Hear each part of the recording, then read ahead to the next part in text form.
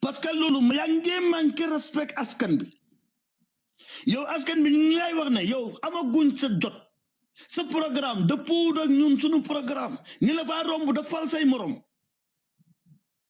40 years wala 39 good years ba léegi nga taxaw ne yow yaay am Gambien yow da ngeen bëgg a yóbbu Gambien ci fi mu nekk nii Khalifa Sall lu tax mu bàyyi moom xam na ko parce que ñeent fukki at bu fekkee ne mu ngi laaj réew mi mu dem ba 2016 mu am yaakaar bu am ni kaa leen seetaan yaakaar ne 2021 élection bi Gambien si moom kenn mënu koy jël si loxoom parce que loolu lañ ko gëmloo woon xaaji guddi ñu yee indi digg ba teg ñu yéen indi suba teel ñu yéen indi ci ko loolu mu yaakaar ne léegi 2020 moom mu ngi ci boppam bi mu ngi doon bil ne xaaral ma gañ ñi seen trust comme 2021 élection mu ngi ñëw ñoom buñ ma soxlaa lu mu guddi guddi damay jóg pour gëmloo Gambien ne moom mooy njiit bi man liggéey bi parce que moom rek moo fi nekk guddi lu mu guddi soo ko koolee mu jóg moom mu ngi doon calculer 2021 bi ba léegi 2021 bi ñëw Gambien si wan ko na ko déedéet du yow ba léegi waa PDOIS ñoo fi dellu ñëwate taxaw ne Gambien xam nga politique boo xamante ne yow daf la wóor na yaa ngee nax sa bopp amul njëriñ politique boo xam ne yow wóor na la yaa ngee nax sa bopp dafa amul benn njëriñ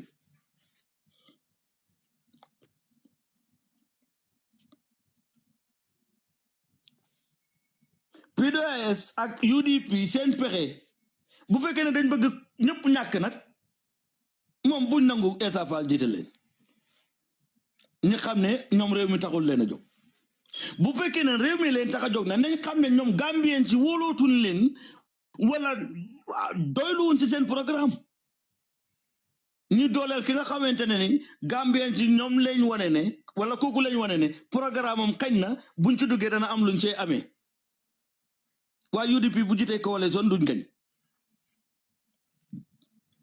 doy bu jiitee coalition duñ gañ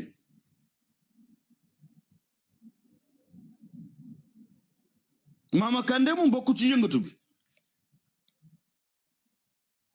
yeneen parti yi nekk ci Adama Barrow bu ñëwoon génnoon ci Adama Barrow ñëw tax bokk ci opposition bi tey buñ leen jiitalee duñ gañ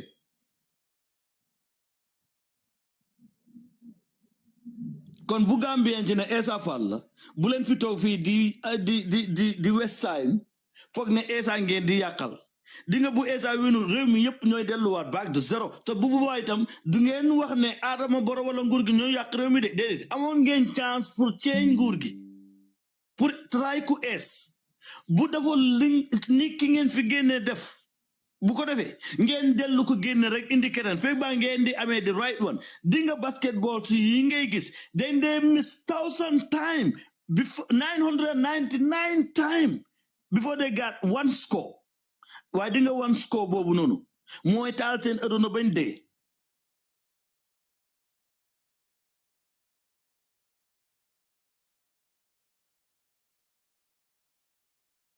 sonn bisay ñëw ñi dugal góol mun taal seen life for good aduna noonu lay demee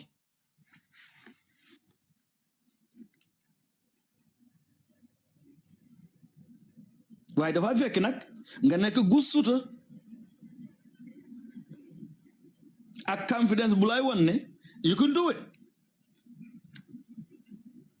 seetlu ngeen political party kenn lañ commencé ooyee coalition ñun soobe yaa bu ñuy wax ne ñun xalaatu ñoo coalition last year bi ñu ñëwee TikTok es loolu leen ñu njëkk a engagé si TikTok bi nañu def coalition waaye ñun soobe yaa xam nañ ne coalition buñ ko jiitewut mooy ne bu yeboon ñu bàyyi politique bi daal bu yeboon ñu doxi suñu soxla parce que duñ gañ ak lu leen may waaye manta wax coalition bi bu ko UDP jiite duñ gañ bu ko doy jiite duñ gañ bu ko may fàtte jiite duñ gañ bu ko Amat Bah jiite woon duñ gañ bu ko Ismaïla Cissé jiite duñ gañ bu ko Henry Gomis jiite duñ gañ ñii fi amee parti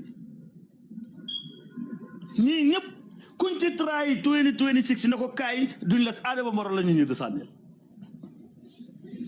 kon nag buñ ñëwee fii ñàkkaa dëggu ci suñ bopp wane ne buñ dafa coalition duñu gañ xam nañ loolu ba pare soo kon xam nañ luy fixe problème bi waaw léegi nag buñ toogee fixé wuñ problème bi nag ba pare bëgg nag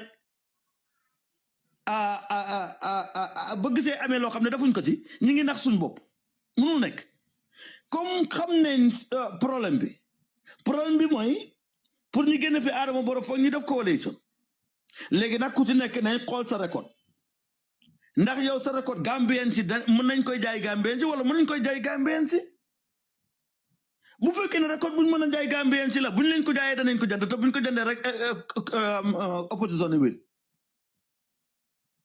waaye su fekkee ne dañ dajee nañ ngay def coalition jël UDP jox def ko flag bearer loolu kay mooy ne yéen a ngay tardé seen bopp ay mag nag du waru ñoo tardé seen bopp yéen xam nga ne UDP coalition buñ jiite duñ gañ loolu mooy li am ñoom xam nañ ko UDP xam nañ ko NPP xam nañu ko parti yi nekk ci réew mi yëpp xam nañu ko xam nañ ne coalition parti yooyu ku ci jiite ren Gambien si wala déwén Gambien si ci coalition bi doo gañe du ngeen dofloo nit ñi yéen dañ leen jox chance ngeen yàq ko yéenu neen ngeen xeex réew mi moo tax mu yegg si fu muy yegg si nii mu bëri yu ngeen waxoon yoo xam ne nit ñi gisuñ ko loolu tax nit ñi di xaar koo xamante ne danañu mën a am ngëm-ngëm ci moom pour mën a soppi li fi nekk yéen ngeen taxaw nag bëgg ne réew mi leen ñor waaye lay defee réew mi di ngeen si jublu parce que bu ngeen ñëwee bëgg ñëw impose ay UDP nañ jiite coalition nag doy nañ jiite coalition nag patati patata loolu mooy ne kaay leen ngeen féel UDP even ñooy indi biggest party comme niñ koy waxee ñoom xam nañ ne Gambien ci óoluwuñ leen pour ñu win election moo tax maa leen foog ngeen defar seen toogaan bi bu ma doon yën la 2026 jiital nañ coalition fail nañ this time den du jéem a jiite sax coalition moom kay dañuy xaar political party boo xamante ne yaakaar ne Gambien ci danañ am trust ci moom léegi ñu indos kooku nécessaire pour ngeen def sax coalition mun ngeen koy indos bu gañee présidential bi den ku ci nekk dem election sa local government waaye ba léegi da ngeen mën a liggéey parce que balaa ngeen war a daje te bu ngeen defee meeting dana am beneen xalaat boo xam ne bu ngeen ci ñëwee ku ci nekk bu play rôle am da ngeen mën a liggéey parce que local government ak central government dañ war a liggéey buñ fi yoree ñaar ñoo xam ne dañ ne ñoom nañu defar réew mi te ñoom ñaar ñu war a liggéey te ñu ne duñ liggéey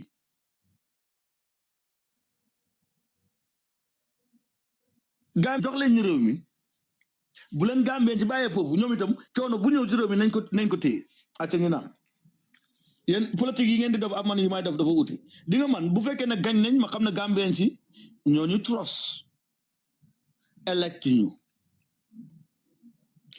ñu xam ne naxante wuñ ak ñoom dëgg la ñu waxante ak ñoom ba d'accord ci kàddu ni fan ñu kon ñun toogaay amatut liggéey moo ñu war liggéey bu wex xatt nag boo xam ne duñ ci boole compromise bu fekkee ne faluñ ñi xam ne kon faluñ ñi bu boobaa bu ëllëgee bu ñu dellu génn ti naan ñi ngi wax naan réew mi neexut ñun fekk positionné nañ suñ bopp bu baax ci boobaa la tontu di neex parce que lépp lu ñu teg dañuy wax ne waxoon nañ leen ko wala waxtaanoon nañ ci yéen dama leen ne politique bii di ñëw du yomb parti yu mag yi yëpp daw di bëgg ñoo utilize ne bëgg ñoo wane ñoom ñoo ñu ëpp expérience wala ñoo ñu gën a xam politique Gambie nu muy demee wala di ñu jëm a expliquer ay naan history ak yooyu noonu gëmuñu loolu ñun liñ nga mooy ne history are here to be made ok history dañ koy make history yi ngeen di nettali ni yëpp dito ko fi def waaye lu tax yéen du ngeen def seen bopp bàyyi fi bëggu leen a make history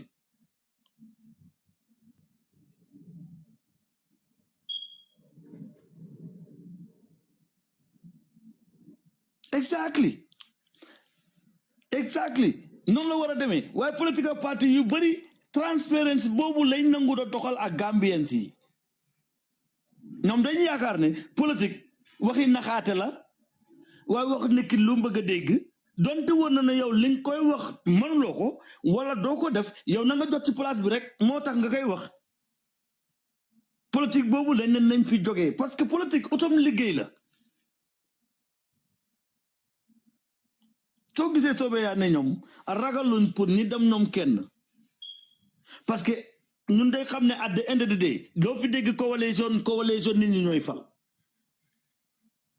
te nit ñi bu fekkee ne Essa Faal ñëw na ñi am ci moom trust am na ñoo xam ne danañ bàyyi UDP ñëw support président Fall am na ñoo xam ne danañ bàyyi PDOIS ñëw support président Fall am na ñoo xam ne danañ bàyyi NPP ñëw support président Fall man gëm naa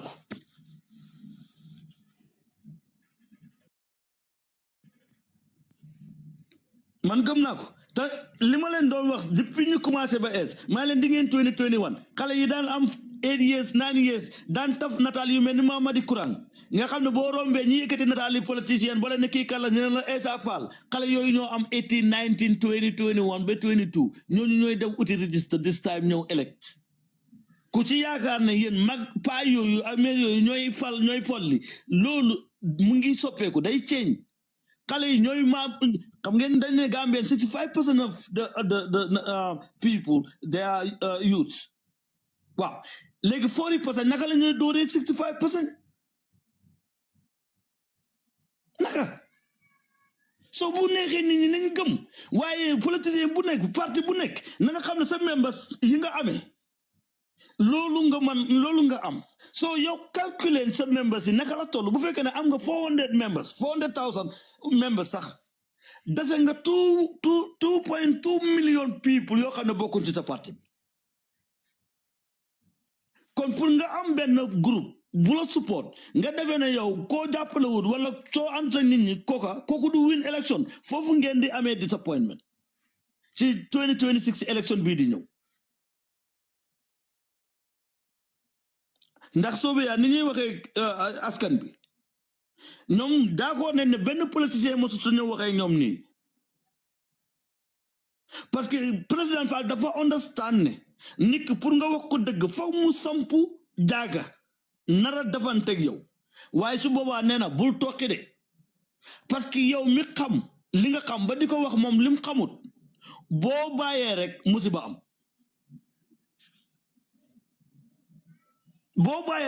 am parce que li nga xam moom xamu ko te seen différences bi pour nga nekk leader mooy foog nga xamal ko moom lu mu xamut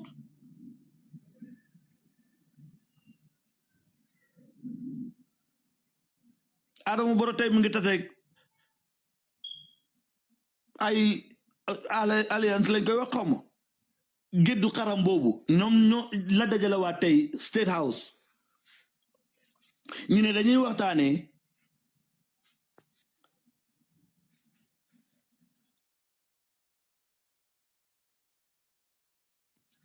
ñu ngi dajee tey ñu ne dañuy waxtaanee ñu ñuy soppee seen politique pour wax ak Gambians yi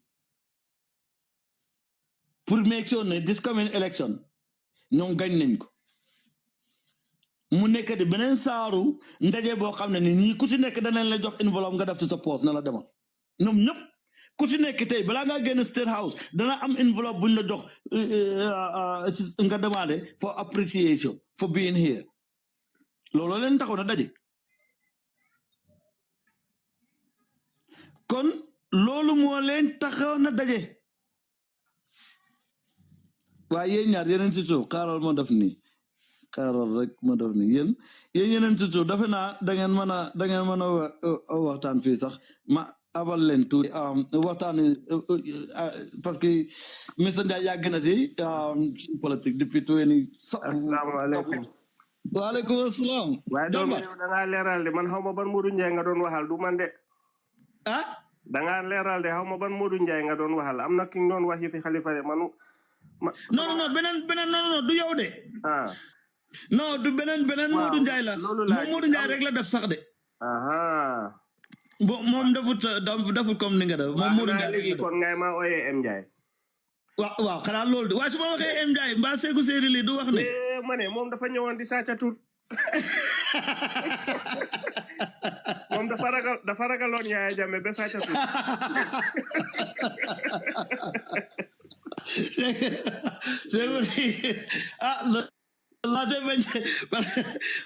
léegi suma boss ñëw na mu ngi doon exchange xam naa ne da ngeen you guys are so knowledgeable very knowledgeable when it comes to our politics so ñu ngi jublu ci affaire yi ñu ngi dugg ci campagne di jublu ci politique waaye suñ differences moom mooy coalition moo njaay coalition jox nañu big problème naka la ñoo def ba mu am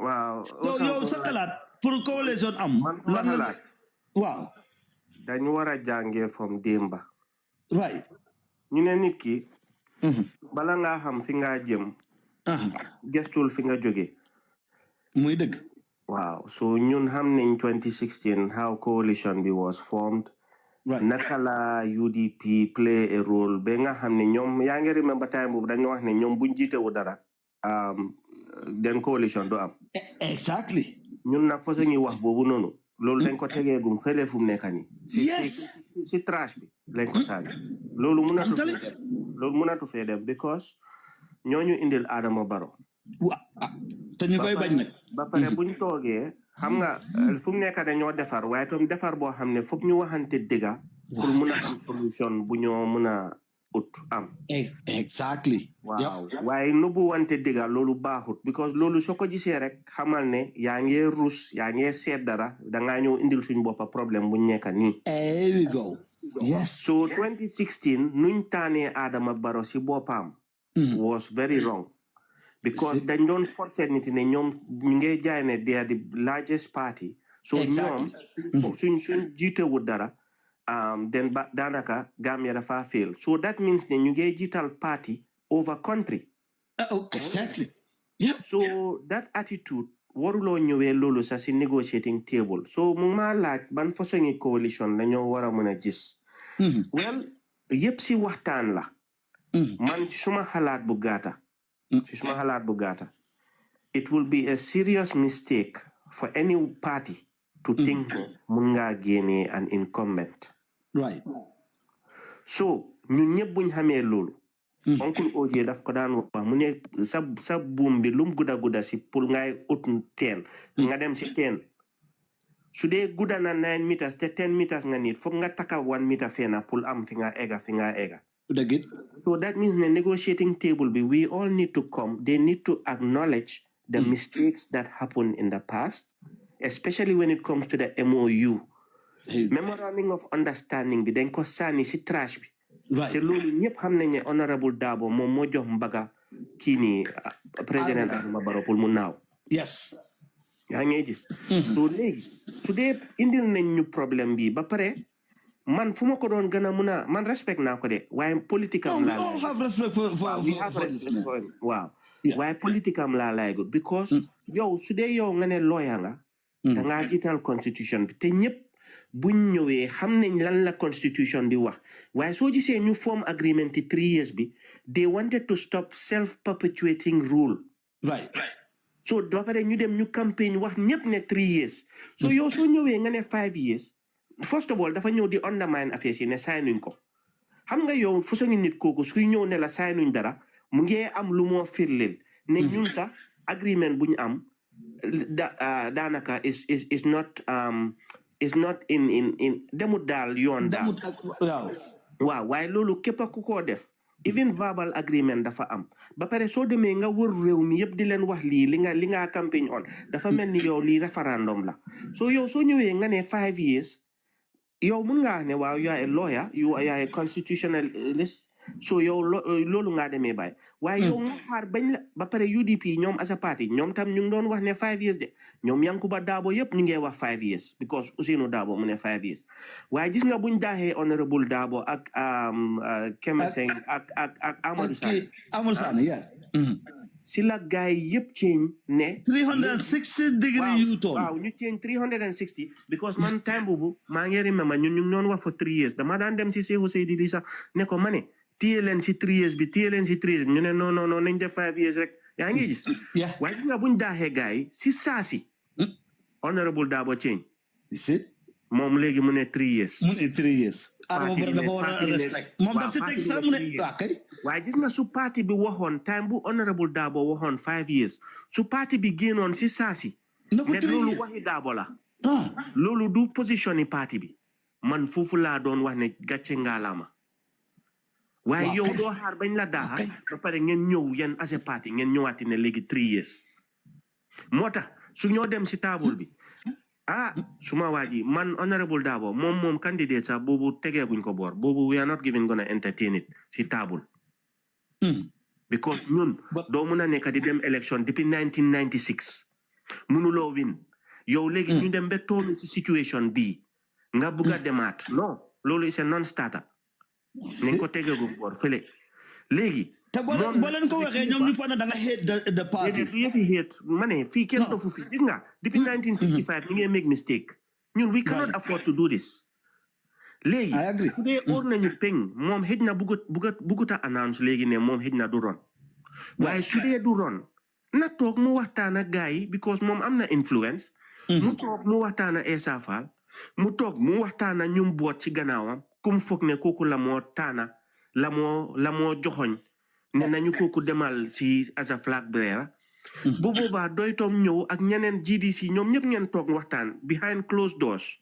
yaa ngay gis bu boobaa ñu toog ñu framework ñu ne yan policies la ñoo mën a draft yoo xam ne ñun dinañ ku nekk di nga si mën a gis sa boppa because doo mën a am lépp su dee Essa Faal gëm na ne corruption it's endemic in this country and needs to be addressed and we have to have policies towards it nañu wax xalaatam si loolu den bu boobaa ñu def ko si document bi ne képp kuy dugga si coalition bi lii dafa important nañ ko soxla su dee Halifa moom foog na ne system change lañ soxla ak naka lañ ko defee si civil service bi ñu dugal ko ñu waxtaan si d'accord si ku nekk nga jël sa idea jaxase ko léegi suñ defee loolu when it comes to selecting a candidate for a coalition léegi nag foofu mooy ndey mbila bi su dee dañ bugg a def parti lead na ko gaay yi wax waaye man foguma ne parti lead bi suñ solution la xam nga lu tax because yaa ngi maa dégg maa ngi mute yaa ngi maa dégg waaw foguma ne parti lead bi would be appropriate in 2026 and the reason lu tax ma wax loolu mooy su UDP nekk di wax ne ñoom they are the largest party kon ñoom dañoo bugg a lead affaire si yaa ngi gis waaye if they are sitting on the table as comrades ne we are jiitaling Gambia pour génne fa Adama Barrow waaye balañ ko faa génne ñu ngi am document yu leer of policies yuñ bugg a change ñun ñëpp léegi suñ xel yi màccoo na luñ bugg a am ñu draft ko agree nañ si loolu léegi ñu ñëw si stage bi su dee Essa Faal ñëw na towards UDP GDC ñëw den dafa mel ni UDP dafa mel ni benn parti la even though they are in an alliance yaa ngi gis waaye UDP suñ amee ndam dañoo ne UDP moo am ndam duñ ne coalition bi de yaa ngi maa dégg so léegi the best way mooy ñu ne coalition bi coalition 2026 xëj na noonu leen koo tuddee or something like that for the party then bu boobaa ñoomi neen suñ toogee ñu waxtaan suñ d'accordé si policies and ideas ba pare léegi nag ñoomi neen suñ mënee waxtaan seen biir ak njiit they just need to do it in a unique way suñ d'accordé ne Essa Faal mun naa jiite then nga xam ne honorable Dabo am na very important role pour play foofu bu boobaa dafaa dem ne leen man de ñu ni neen waxtaan nañ te foog nañ ne system change bii mun naa am d'accord nañ ci ay kaddu suñ 5-point agenda yuñ am dugal nañ ko fa doy luñ soxla dugal nañ ko fa Essa Faal lum soxla dugal nañ ko fa so léegi ñun foog nañ ne Essa moo war a jiite gars yi joxoñ ko su dee Essa ak ñoom ñëpp tom d'accord nañ ne xëj na Taalib moo war a jiite same thing ñu taana ko den bu boobaa ñu ne coalition bi taana nañ Taalib wala keneen yaa ngi gis so man this is my idea this is my suggestion I don't how ma yëpp nag waaye suma xalaat bu ndaw rek den bu boobaa dafa yomba si naka la die hard supporter bu boobaa coow du am waaye suñ demee ne dañoo jël ay delegates waaw suñ congress bi foog ñu def lii foog ñu def lele loolu yëpp ay naxaate du naxaate sa de loolu yëpp pour delay affaire si la because dañ la yóbbu ba last minute ñu ne waaw ñun suñ gaay candidate UDP mënuñoo d'accord te foog nañ ne suñ jëlutee parti bi dafa tas wala foog nañ ne suñ jëlutee taalib Yankuba dafa mer wala foog nañ ne suñ jëlutee kii dafa mer déedéet we don't want to do that bu boobaa mistake la ñoo make so fii kenn play fi chess ak ñii de I'm telling you Gambia dañoo jiital te wax dëgg yàlla man that's my suggestion daal diggante ñaari like mo jaakaar rek yow ni may us moom sa wax bi moom is a brilliant analyse since boo def fii bu pare so danañ kii sun suma boss waaw us waaw ne ko nuyu naa leen moo njaay nuyu naa la us jërëjëf nuyu naa la naka nga dem na doomi waaw man soo gisee ma laajte I think ne there is a lot more than what you have just stated anga tey suñu toogee ñu ne Seeku su ma ko gisoon sax égal ko fii si plateforme bi den waaye dana ñëw si kanam acca continue waaye doon nañ di waxtaan de waaye xaw ma nag lu ñu wax so man maay woo mooy ne suñ ko yombalalee Gambians without having to tell them some of the contestations in play, then dafa complicated law and it might be costly to all of us, especially ñun ñu nekk ci political field. Anga so ñëwee nga ne alien ñëw coalition na leader si gis Gambia, let them come to coalition. It seems straightforward pour ku ko dégg, but it is not actually very straightforward because dafa am lu bari loo xam ne ni dafa laxasu si biir. Demba start on na di explain lolu noonu problem bi du ñëw together problem bi mooy naka la gaay di adresser contestations you am see this involvement, and there are almost 4 or 5 parts to it. So the first part mooy the executive am na contestations yu fa nekk. The second part mooy the parliament am na contestations yu fa nekk. The third part mooy party bi. Okay, so the idea of a coalition, will it replace the idea of a party and bring in the idea of an independent? Voila, it will maintain the idea of a party, and then other parties would have to find themselves dissolving into the party boo xam ne ni moo led the coalition. Boobu contestation. Then nga am the presidential term limit. It is another contestation because you are actually telling everyone that is having presidential aspiration, you have to self it for 5 years. In the hope, the first person would carry out whatever agreement you have on the first one, which is the executive, and on the second one, which is the parliament, and on the party ideology. Then, Nyandora Nyuchi actually formation be, more policy be. APP Subeya, we've adopted the TAC approach, TAC, which means transparency, accountability, and consistency. And the reason that APP Subeya, the Nyunsun coalition discussion would have to revolve around these 3 letters: more transparency, accountability, and consistency. More. These were the same thing that was missing in the 2016 coalition. The problem that all of us have, and the problem ñun lan leen am pour wax Gambians yi mooy how do we present all this contestation, naka leen ko resolve ñu mun ko present Gambians in a form of a governance policy guidelines or government policy document, including the transparency, the accountability, and the consistency aspect of it. But if the discussion is missing this element, ñu ñëw yombal ko Gambians yi, no, nagay ñëw together, without understanding how party mechanisms and politics work in reality, then ñu ngi replicate the same thing that happened in 2016. So we have another contestation, mooy ne, do we only concentrate on removing Barrow and then carry on with the status quo, nu naka affaire yi nekk di demee? Or do we concentrate on removing Barrow and actually in the process change the governance system or the system? Yeah. So without these elements in the discussions, Gambian voters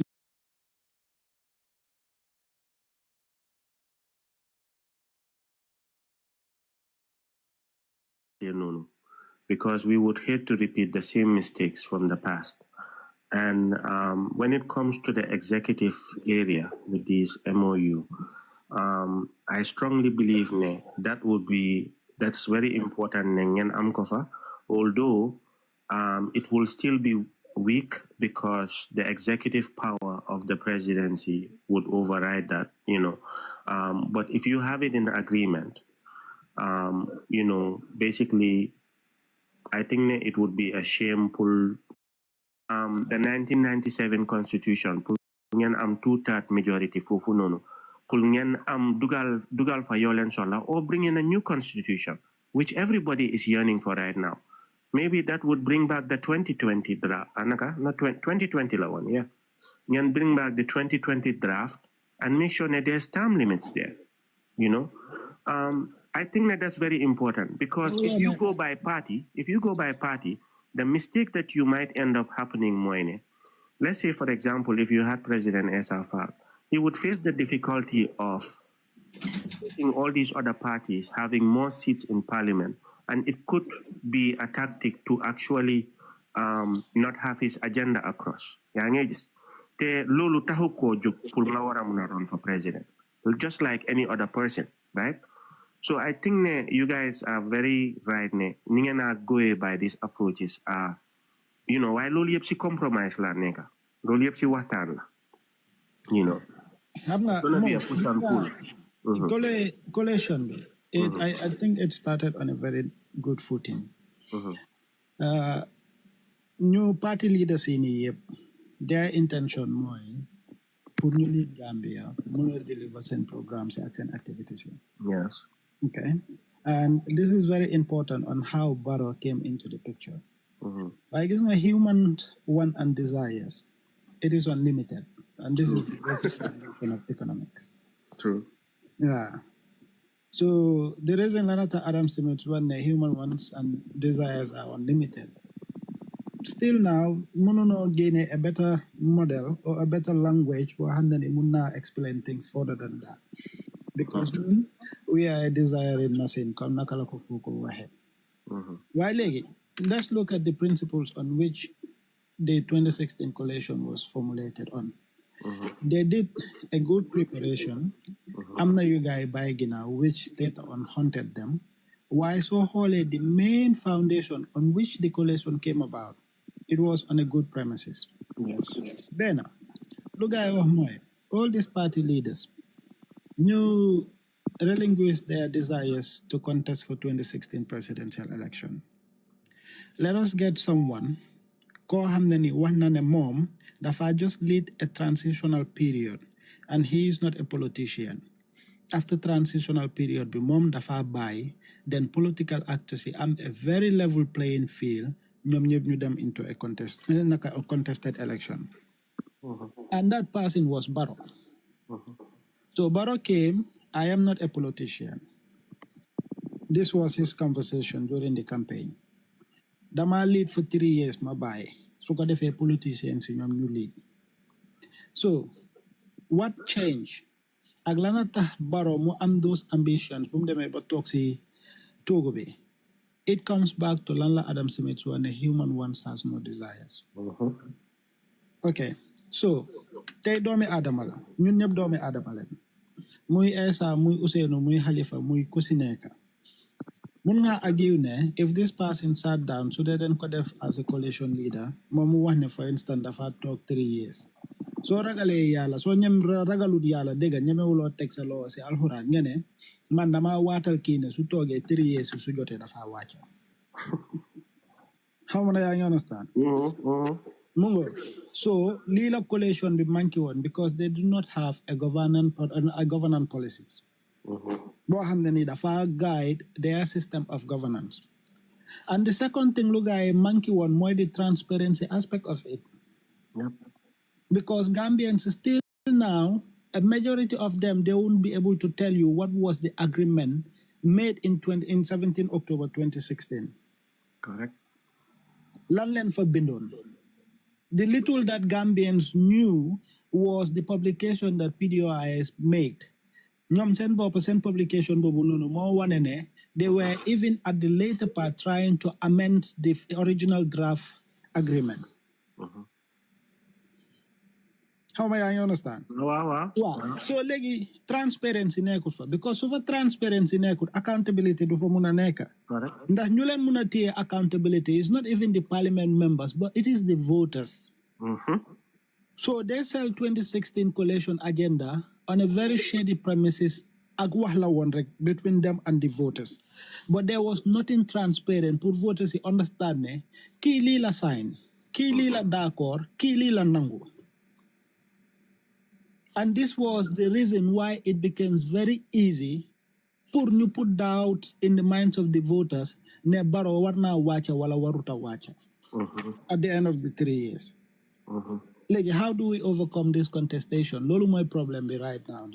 How you overcome it? Come ningo wahere. If they sit down and they are talking, whatever they've agreed on, they publicize. Whatever they have not agreed on, they still publicize. Because then bububa dinenye, this is the position of Essa Faal. This is the position of Dabo. This is the position of whoever it is. Because then bububa people will be following up. Because even though it's behind closed doors, people need to know what these people represent, what they would agree and what they would not agree to. Why, when it comes to that, that's very important, that transparency aspect. But anything that's agreed on, they need to sign it and show everybody is signed. Because we can do that if know the one knitting and that signing or signing. That was very hanga boy man lol dafa taaj nga kaddu li important la ci nit te nit kuy dem di foyer yi fi kaddu rek koku jaruta ol wala di play politics with it lolu baaxut. Well, that is one aspect. So you know on the other aspect aspect more the political realities. Yep. Which is different. In principle, this is a perfect governance system. But in reality, and the political realities, it's different. Because everyone knew Essa to be APP surveyor. Everyone knew Honorable Dabo to be UDP, GDC to be Mama Kande. And this is what the average voter knows. In the event of a coalition, it doesn't matter if they come through their party ticket or they come through an independent ticket. Whoever emerge as the leader of the coalition would definitely yield significant influence over the perception of the voters. Suban party lagay the align. And again, to lead contestation more 5 years would either be the other parties would understand okay, they no buy Sobeya mu lead or they no buy UDP mu lead for 5 years. Then you them challenge them into the polls. And if Sobeya did very well for 5 years, it is most likely the Gambian voters would give them another mandate. Are they willing to stay for 10 years? So, for some haladini more than dausigi now, the first some haladini mom la party si de talk de halad. Do nyaka ne nyak den nyaka gis Gambia. Gis nen Gambia de waaye dafa am contestation su bari yu nekk ci suuf yoo xam ne nii fekk toogul ñu explainal ko Gambian voter bi in a late time pour moom mu mun ko understand du ko mun a understand so people will only think ne the objective mooy yow bàyyil si loo nekk kii na bàyyil si lum nekk o yow bootul si ginnaaw kii ni ngeen dem ñu génnee Barrow after su ngeen génnee Barrow what next ñëwaat nekkaat rek because the first thing yoo ngaaroo mooy ñoo nekk di parliamentary election da ku si nekk daf laa wane la suma parti buguma mu dee. wax boobu lañu war a bàyyi nag parti bi mu dee loolu laa lay wax man su ma dee wax ne Gambia First dama dee not to say ne the parties are not important not to say ne the longevity of the party is not important yaa ngi gis lu bàyyi ko xel because noonu rek la sa parti bi di mun a amee relevance waaye I think ne dañ tollu si stage boo xam ne I think system change right now is more important than the party. I could care less about if the party dies in 5 years. Long as those 5 years are productive enough to bring about the system change. Because once that system changes, right, you will even enable people to promote that party again, pull another term, because ñun loolu lañ manqué. Depuis time mi Jawara ba léegi amuñ loolu ku fa toog yaa faa toog ba faw. No. Yes. The best way for Gambia, instead of focusing on having a coalition every 5 years, because what time be a popular day jublu, Ben party must win election, Ben party must win election. Right. Nasahal praxis. And I will give you an example. In 1960 something, when the student revolution was going on in both Germany and America, German Frankfurt School of Thought bi ñu naan ko Theodore Adorno, he was a philosopher. So Adorno daf daan jàngal xale yi on politics and praxis. Praxis more means when theory meets with action on the political arena. Right. So xale yi dañ bëggoon a génn ñu dem protester SDP party bi. Okay, this is very important. Bun génnee ñu ne ñoom dañoo dem ñu protest. More minimum he doesn't support that protest. Time boobu noonu beneen principal lecturer from Germany, Marcus Habosi, moom dem na America, mu doon teach in one of the American universities. Right. And they had to publish their letters. May one that famous book guy published between Theodore Adorno and Marcus about the letters on politics and praxis. So Adorno, Mom, this was his idea. Change happens when theory is embedded into the people. If theory is not embedded into the people, so the change wouldn't yield any effect. And this was what happened. The Lila Halifa, they were between system change and changing the leadership of a country. It's basically the same thing. So right now, ñun as Gambians, the thing that we need to do more, we need to focus on theory because Falen Tolo right now. Right, theory in the sense we need to educate our people on the importance of voting for competency and voting for consistency. Once they understand this formation, then people will be able to make an informed decision as to ban party la guide them Musanil Carta. Right. But if we want to center our entire political conversation, the Gomlo Gambians in order to have a system change or in order to have a leadership change, all parties need to forgo their political ambitions. We know together on a coalition. Rek moy tax ñu wara génné nguur gogu nonu su génné. Without that theory backing those actions, then we go back to what happened in 2016 because human desires are there. And this we cannot change. Yeah. Why human desires are there. Mota Manila, it's very important. These policies are framed up and done properly. Transparency be nekafa. Everything that you want, you compromise. But when it comes to the people that are actually going to vote, we already know in Gambia, most of them, maybe not most, but some, or I could say a lot number, vote based on tribal lines. We already know this, right? We already know they vote on tribal lines. Yep. One can argue for that. But yeah, one can argue, but the facts are there. The facts are there. You know, you cannot sway them. That's true. But the influence, Mota Manila coalition is important because there are certain people that can influence others to lead to have vote someone vote for, let's say, Essa Faal or whoever the candidate, Talib or whatever.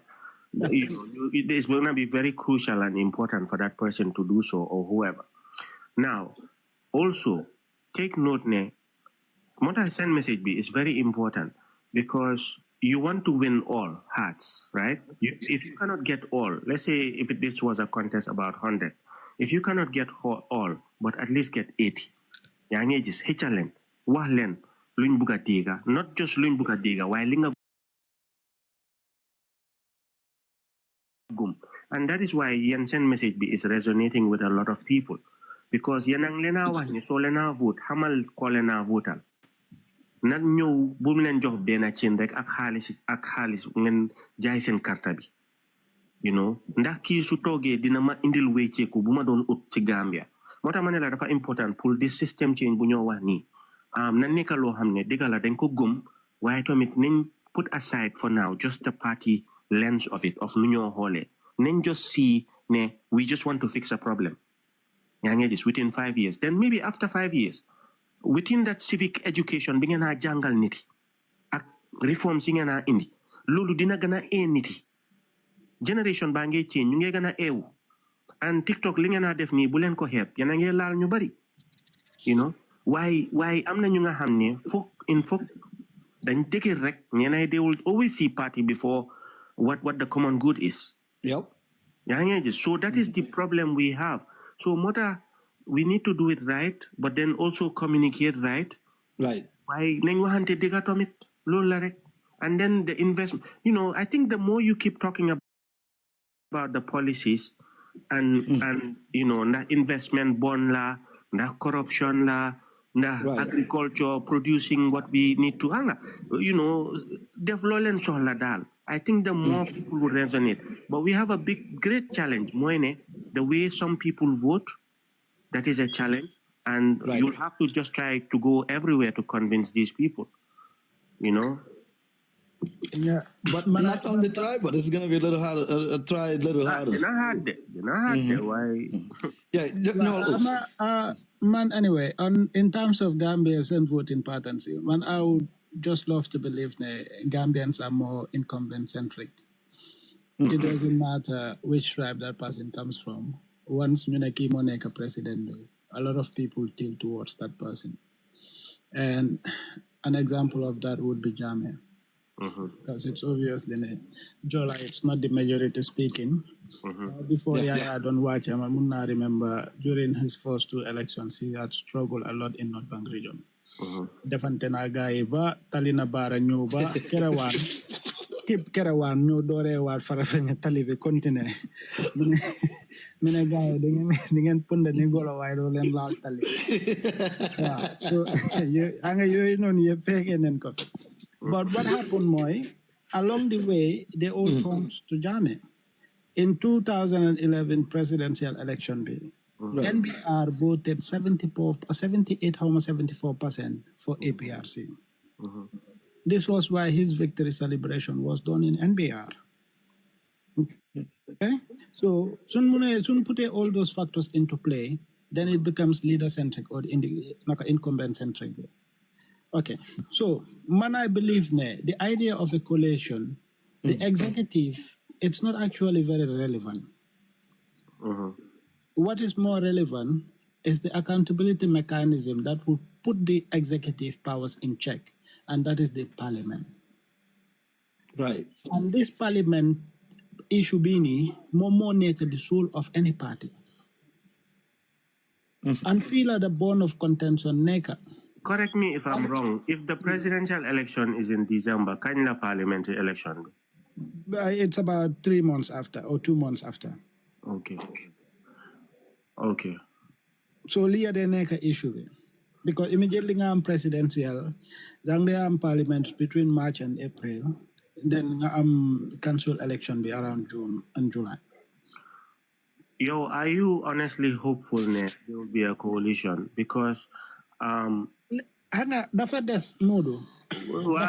Dama buga understand that because hanga luta malaj la lulu. Well, hang on, your position is clear, and we've communicated this to the Gambians. You are open to a coalition, yes. And then you should approach be more tack, more transparency, accountability, and consistency. Well, whatever we are going to do, it has to be transparent to the Gambian people. Whatever agreement is going to take place, it has to be transparent to the Gambian people. Then you have accountability measures. Accountability measures in Moy, the systems that we will put in place to protect the agreement. And then nga am the consistency. Right. Because consistency bini more monkey one in 2016.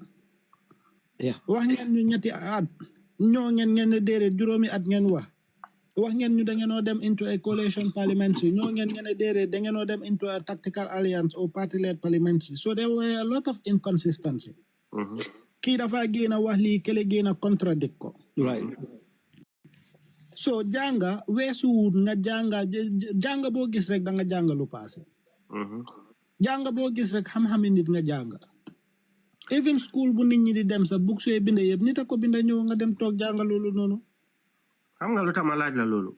Because I feel like there are so many things that can happen.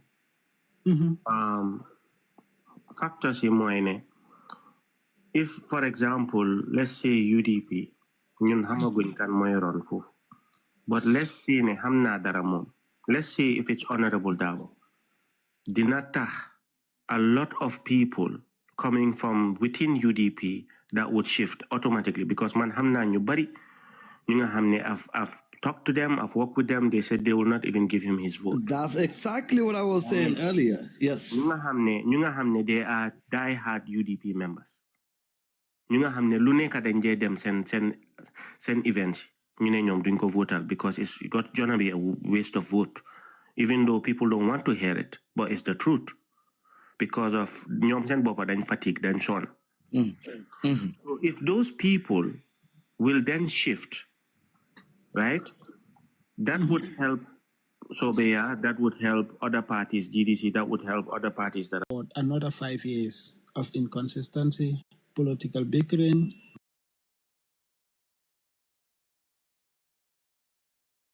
You want to go into a leadership or a very messy leadership without very clear and coherent policies. Ñu start the HO, ñu start the ngiro ngaro. Ken xamul fan la boppa bi again bi nekk. And Gambians are very patient. I don't know who advised Barrow in 2021, but there was a campaign message boom amewon. It resonated with a lot of Gambians. Barrow dafa dem si àll bi mi ne gaay juróomi at yu passé nii mënuma liggéey because UDP dañ ma sonal lool.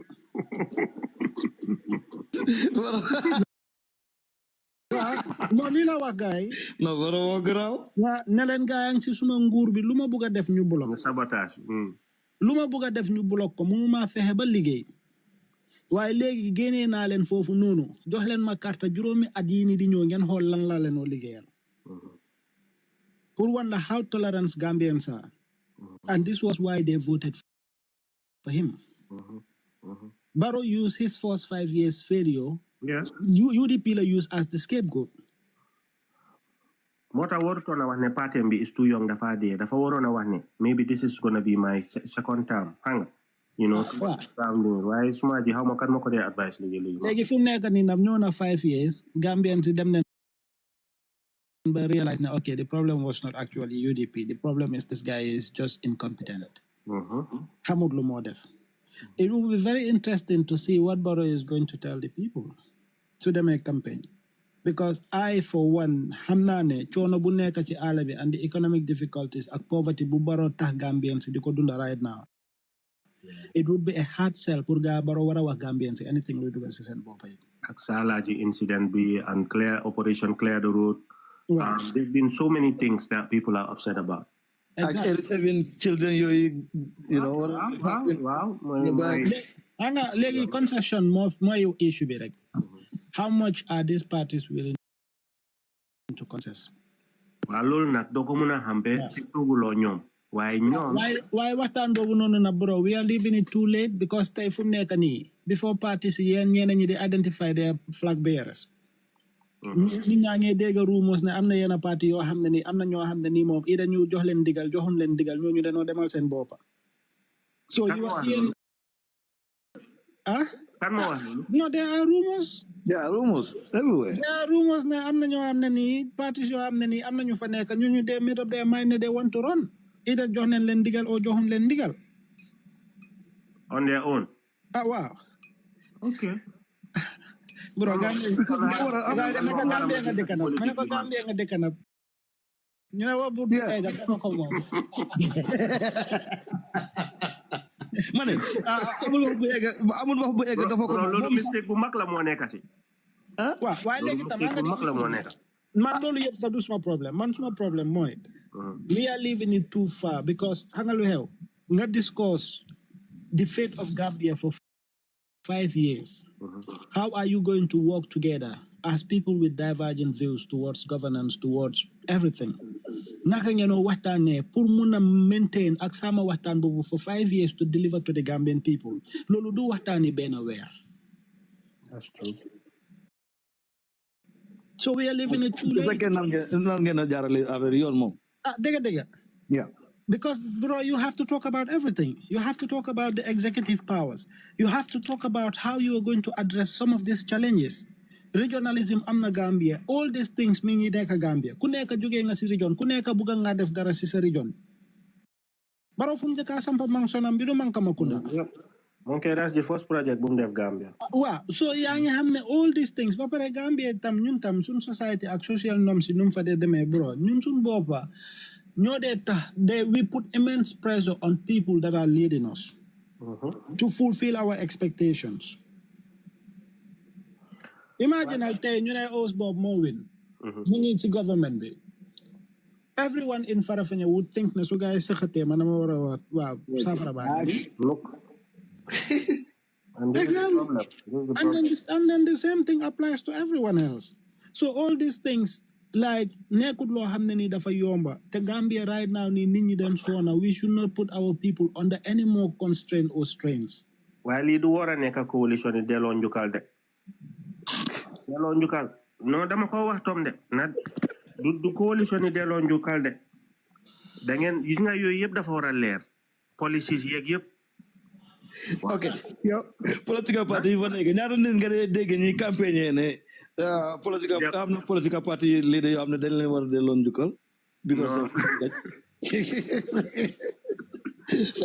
no hangal sama lolu ma ngi wax comme like let's say if there was going to be an MOU right dafa war a leer ne suñ gagné position nangam based on dafa am si inquiry bu mo jaar or dafa jaar si place but it's not gonna be ne o yama ñoo jàppale so dama la jox minister of information ki dama la jox minister no it shouldn't work like that it should be based on merit man da doguma la sax waaye man foguma ne foofu am na problème pour ku ci nekk ñu identifier yow ban poste ngay am among dem ñoom ñi daje ku ci nekk loolu problème la loolu du système change waaw ñu wax ko ci starting bi 2016 bi no aka gaay waxoon ne loolu noonu 2016 ñoom dañ doon duñ jël place no 2016 sir what was the agreement mooy woon ne guy don't am an expert bank a think tank bank Halifa mom daf ne woon dafa bëgg gaay jox ko mu lead that expert think tank bank so role expert bank boobu noonu mooy woon let them scout for qualified Gambians that are capable of handling administrative positions say new administration bi ñu hire ñu know. And I think that there was even some push for vetting them through the national parliament. Okay, so anga politics tam do tere. Wow. So in as much as we are politicians, it is very honest of us pour ñu explain lolu nonu tam mu leer. Because politics is a game of concession. Yes. Because am na ko xamne ni tay am na njëriñ boo xamne ni soko amute lum la yaaxal moy ëpp mom lum la njëriñ. Yep. No digal. So this is why it's never a very straight line. Why legi tay tam problem bu fa nek moy if you are coming into a coalition of big parties. Ngan wa APP Sobeya and then wa UDP PDOIS and yeah. So all these parties, you are looking at a government so we believe we need to stream the government. I'm a very functioning government size would be manageable by the Gambia government in terms of what resources we have right now and the economic challenges that we face. So you are looking at 15 ministers approximately. Okay, so parties in yep, ñu na la légui man bayna suma président ya jox na la yow nga nek président ya bi waye dama nek ministre. Diw tam ma mom ñoo anda suma nekké party leader yalla momata momi dafa nek ministre. So hanga no why tam we don't adama len so all this waxtaan daf dey jóg ci fi coalition waxtaan because su ngeen ko waxtaanu right now mu dem ba leer ngeen am policy guideline document bu wone yeen naka ngeenoo tané naka ngeenoo jëlé ministre naka ngeenoo tané naka ngeenoo retainer staff su fa nek naka ngeenoo retrainer staff pour sen output efficiency bi gina yoko du ngeen démé ba win 1 week ngeen commencé ngiro ngaro ci biir palais mota is important pour ngeen waxtaan loolu yëpp ba pare write ko out, but I think ne dafa am yenn yoo xam ne you should give the executive that role of ne xam nga dina leen ko in document waaye dafa am yenn yoo xam ne du yëfi delloo njukkal because then koo leen taana rek as a flag bearer kooku war naa mun a taana yenn to make sure that the agenda of the ngeen agree on is executed.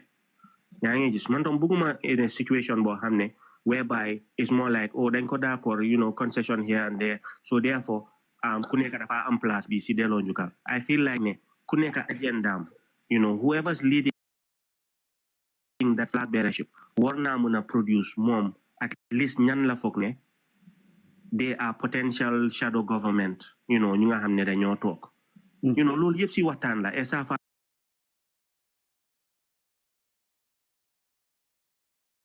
war naa mun a wone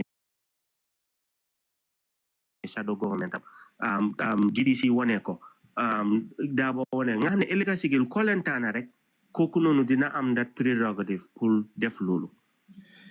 waaw nga léegi nag waaye soo leen ko defee bu delloo njukkal bi bu di ngeen dugal nit si place boo xam ne xëj na mënu koo handul de ba pare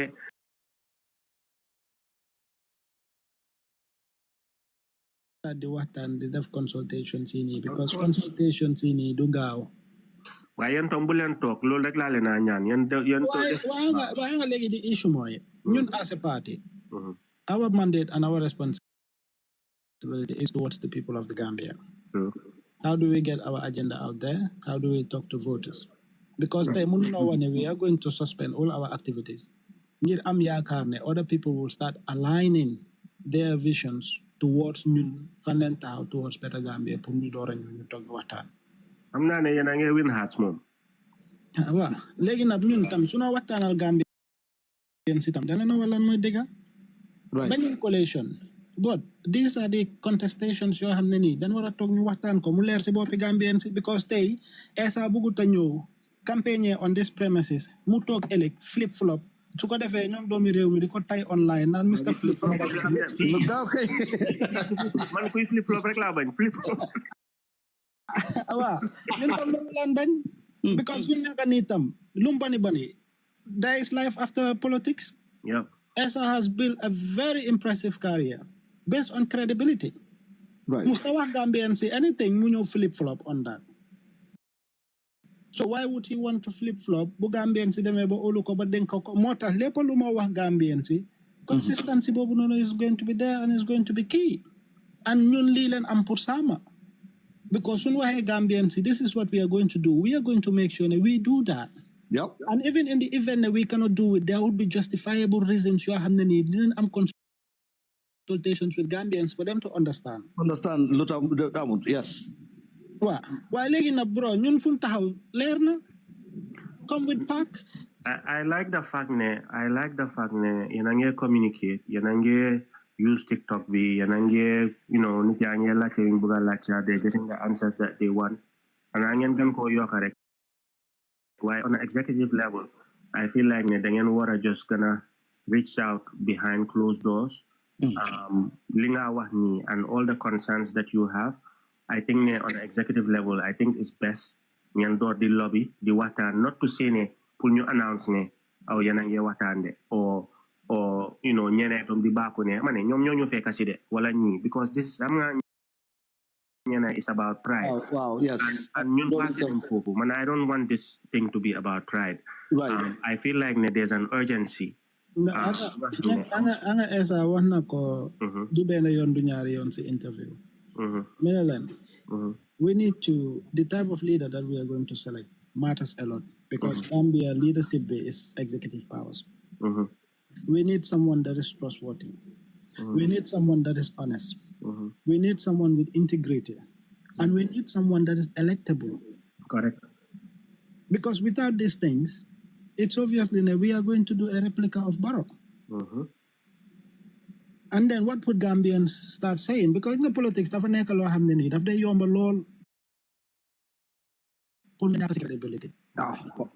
Te gis nga governance dëkk, if the perception of the average citizen towards the government is bad, the government be is ineffective, government be dafa corrupt, government be ni they are clueless, government be ni they are maladministration.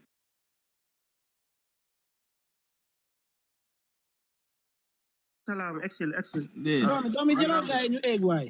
Man maa ngi Osbo. Man dina woote sax Domii. Mor Ndiaye nuyu naa leen. bu ñu paree next half an hour sax dañuy close out man dama Well, go ahead, send construction. Yeah.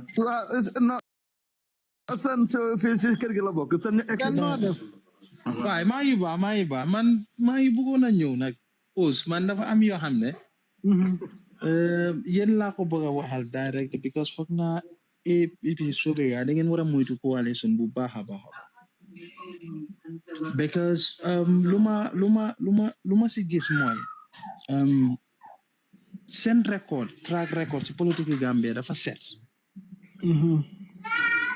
dafa set trop compared to other parties you am right now te soo gisee soo bàyyee xel movement bi before last election bi bariwul ñu doon wax affaire yi to have a coalition with Sobea with your movement but yaa ngi gis recently a lot of other parties ñu ngi constantly di wax about coalition. Right. So man to me that is telling me something. Whether party right now dama gis ne den desperate whether they have a leadership issue because soo ko seetloo yéen ku nekk xam na kan moo nekk seen leader. Let's say suñ demee Mama Kandeh xam neen party bi xam neen kan mooy lead. But the biggest party, that's the UDP, hamun kan mooy seen candidate. And we have 19 months to election. Which looks like we will know their candidate 9 months, 10 months, 8 months before election. The time frame boobu dafa sot trop pour nga wara génne Incumbency boo xam nga ne dafa am xaalis.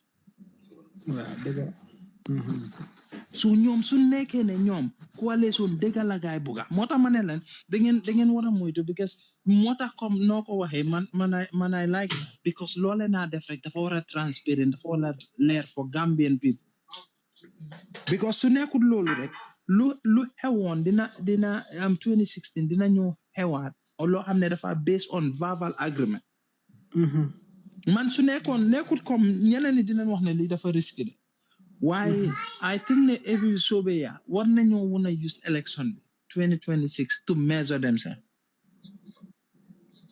Si côté yu bari because one seen track record si politique Gambia dafa set mindset bi mu ngi change yéen a ngi approach nit yi ñoo xam ne te ñu ngi admit to the fact ne change bi leen bugga and this is the type of leader that we want.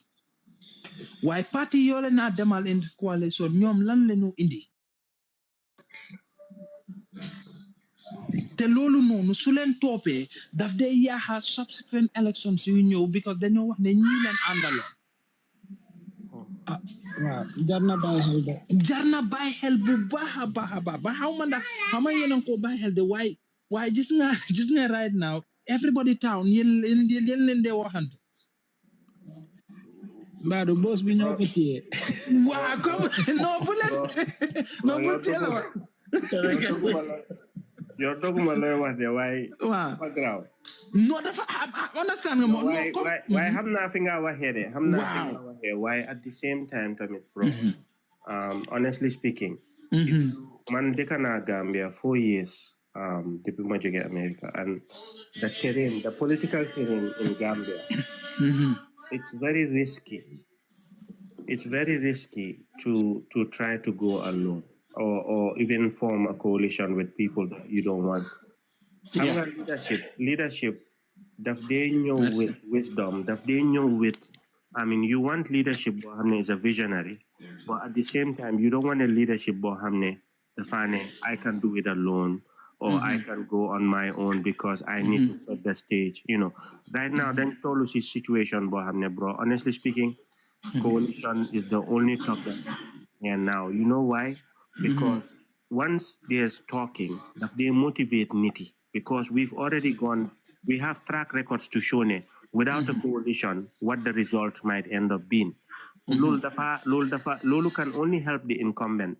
te bu leen caaxaande bro baro perel na ci lu nekk because not just the money part but ñi soo gisee ñu ngi panic right now ñu ngi am meetings upon meetings right now moo laa woon ne ñi caaxaane wuñ li they can smell it ne people are serious.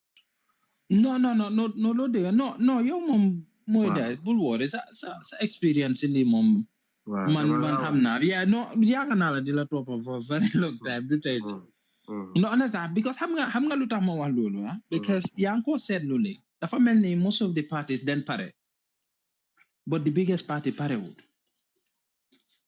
understand so naka ngay demee into coalition comme ak parti boo xam ne parengul moo tax ma ne leen bu leen xaaragum yéen bu leen xaaragum yéen def leen loo leen war a def naaw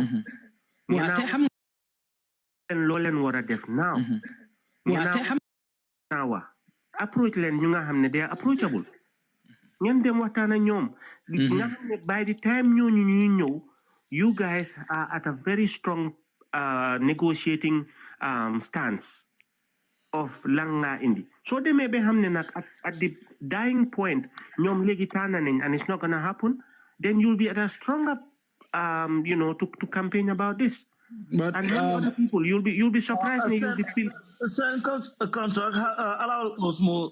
Okay, go ahead. Wow, you'll be surprised. You can be. You'll be surprised of. Okay, ni togo ñu wandi chahande. Ni def nañ seen liggéey ba pare. So now they have like 2 or 3 other parties that ñoom already aligned nañ ci gis and negotiating from a point of strength.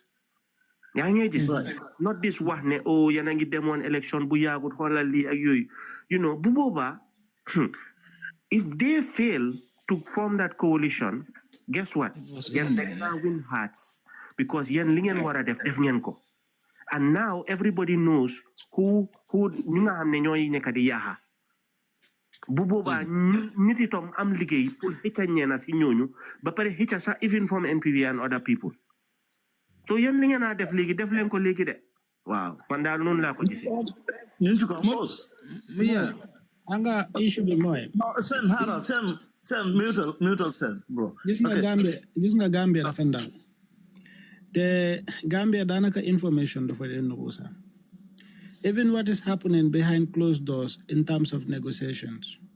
Yow soo fa nekkutee sax already soo bàyyee xel waxtaan bu nekk di daw and loo dee dégg ci party militancy from all across the parties, it gives you an idea of what position a particular party is taking towards a certain thing. So li mooy the issue right now. Mooy waxoon naa ko fii nii, how much of a concession is each of these parties willing to make?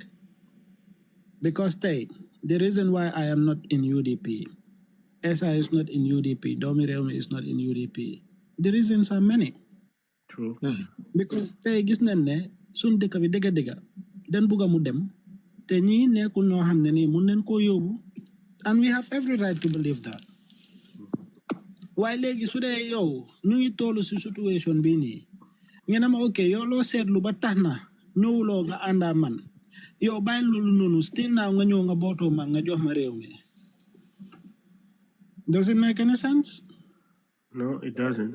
Wow. So léegi nag the issue mooy the concession, how much are they willing to give?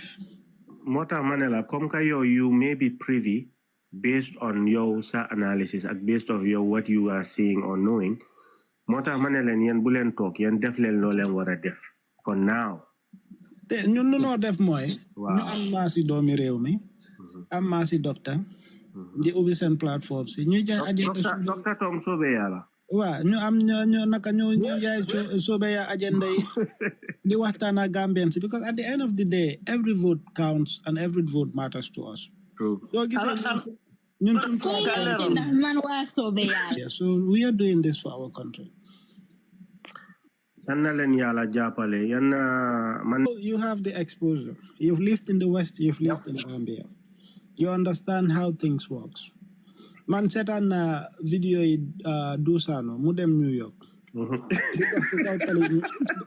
di dox si kaw tali New York moom ñëw na to that self realization ne man suma dëkk is backward. It's nothing. Right, demal Sénégal. Because si biir vidéo bi mi ngi wane munaati na Gambia ama ñin soto. Waji was so impressed ba nga xam ne nii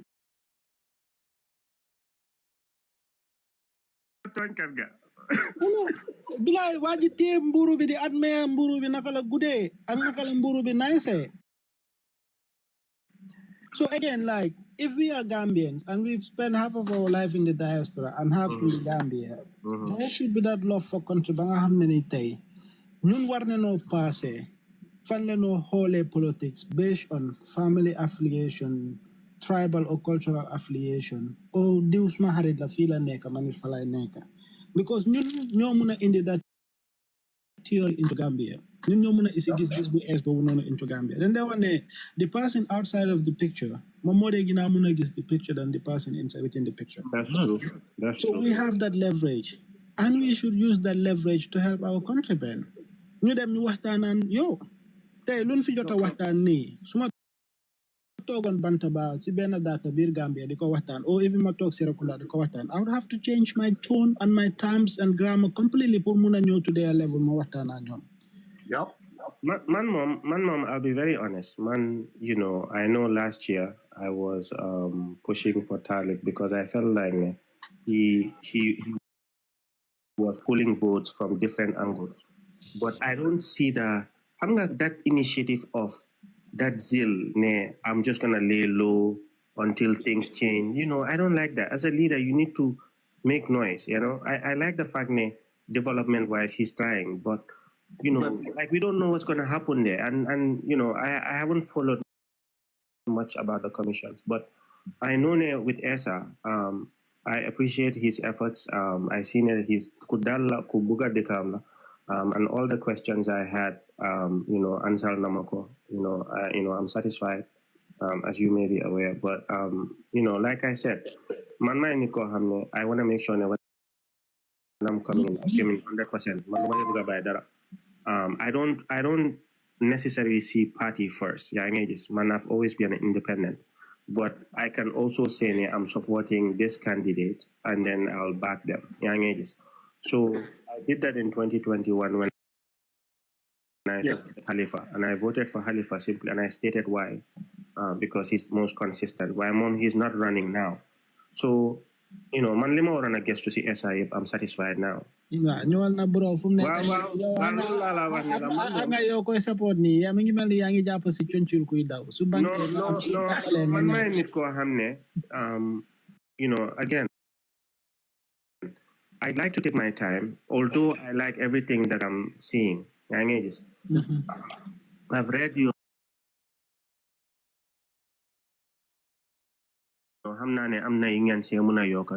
with time, you know, why again, I just like to take my time, but I know Yanangi at a very good place. Like I said, just go and continue and send the data. Man lima len muna advice rek moy always put in the bul jël halati sen construction bi ne yifi coalition de lolu mom you know halat ko why don't you know put on the coalition hat, you know, by reaching out to other parties you have right now. You feel like you know, someone like Domii, you know, I know they are rigid in certain things, but they are very principled and informed. I think that would be your first approach, Domii. And I think the GDC, yes. And I think that there are other independents out there. So ñooñu so leen mënee waxtaan ngeen xam lan lañ soxla ak you know how you can formulate. I think it will be easy and you'll be in a stronger position so that ñële by the time they are ready or not, you know, whichever way they go, you'll be at a stronger position to negotiate these things. Dena rek ma si jaal de wara nekk si negotiation table ma great thinker te ma fly mbokk ko de. Yeah, bro, great thinker dafa tanga. Man duma don bon de mala won, right? Yeah, great thinker dafa tanga. Yena sama gis lu dafa bar la ko di oy. Fawbar la ko di fawbar. No, ay de ma man ma rebo sona tam do bi na ko mena ko kos de mo ke takana kos bi ba takana necktie bi tok. No. Why Listen, you guys are resonating with a lot of young people. I know that you are resonating. In a lal hats dal. I think the more getting your data Essa, why the more he keeps doing these videos, the interviews, whenever you guys can, that would be great. You never get tired of talking about his story, his personal story, and just keep pushing, bro. And Dehbi tamit bulen fate Dehbi, because Kombo bi mom, you'll probably get more educated people there. Dehbi, mostly people. Okay, Monda, loolu Gambia dañ koy bañ léegi de affaire dex geeg fii. I'm just being very honest about it, because lu tax may wax loolu mooy xam naa ne message daf dee egga foofu waaye ba tey ñeneen foog nga dem ñuy laa gis di convince dëgga. Of course, ku dëkka Kombo ak ku dëkka si dex bi du benn yaa ngi gis. So ba pare xaalis mun naa influence ñu bari pour ñu vote a certain way, and Operation Clear the Road and Salaji urban planning be capitalize leen si di si wax, because I don't hear much about it, and fuñ mun a yokk a xalaat daal nañ yokk a xalaat. Consider statement. Yes. Yeah, why not just statement, but just keep talking about it. Bring people ñu nga xam ne ñu ngi talking about it multiple times on the platform. Yeah, and bringing people ñu nga xam ne they are going through this. Hang on, man, maybe I haven't been following you guys that much. Maybe that's what it is. But you guys are in a good place, down. Right, ñëwal daal bro. Wow, man, man ko jëlal guru wala ma yónnee la. Monday, okay. Even though su fekkee ne join lo surveillance, we tried to build a platform and a panel, and you gonna be one of the members of this panel. No, man, once in a while, man do problem. Yeah. Boy, man Gambia rek la gis, boy. Man anything lu yóbbu dëkk bi kanam rek, man. Léegi leen nga jaar fi discuss ak ci soobee yaa ñëw na leen, okay, ñun ba ñu ñoo def coalition. But dafa am lu you guys have a lot to explain to the Gambians regarding to this 2016 coalition. Okay, once you guys do that, and Gambians come, okay, make ngeen mistake, acknowledge ngeen ne it was a mistake. So now, what's next? So ñu ne ñoo léegi man ma ne ñooñu dañu waroon a ñëw ci political party nga xam ne they have a clean record. ñu ne okay, ñun comme ñu ñoo jiitoon 2016 yàlla def na ñun ñu ngi fail, so Gambians yu bëri they lost trust in us, but still that's not gonna stop us as an opposition to support any opposition party boo xamante ne ni moom he have a good relationship with the Gambians ñu support ñu push ko mu win against this government. So pour yow lan nga seeraate man la suma xalaat dafa dof man my class. Yeah, man dama ne ñu support political party ndaw yi nga xam ne they have a clean record mu face this government right, and ñoom ñu ñëw ne dañu lead another coalition after 2016 be failed. So what your thought? I mean, I don't believe they'll accept that. My problem, it would have been easier to bring in a fresh face. So Right. new parties, they have the potential nañ back. You work together, you gain a government beanie, because Gambia dafa nekk in a state of emergency right now. We're at the fork. It's do or die time. Noonu laa ko dee waxee man.